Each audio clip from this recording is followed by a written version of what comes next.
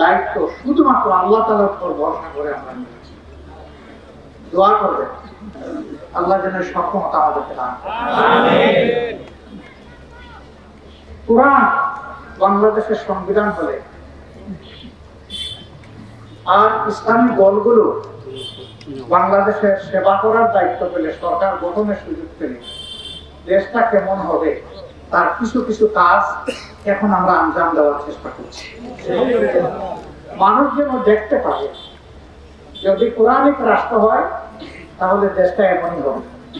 প্রত্যেকটি মানুষকে সম্মান করবে, বর্তমান যা করে ভালোবাসবে, এমনকি রাস্তা যে পরিষ্কার করে আমার যে ক্লিনার ভাই কিংবা বোন, সেও মর্যাদার সাথে বলবে আমি গর্বিত বাংলাদেশের একজন নাগরিক।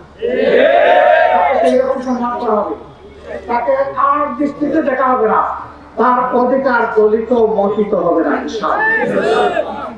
একটা বৈষম্যহীন, দুর্নীতি মুক্ত, দুঃশাসন মুক্ত একটা মানবিক পৌরাণিক বাংলাদেশ আমরা করতে চাই।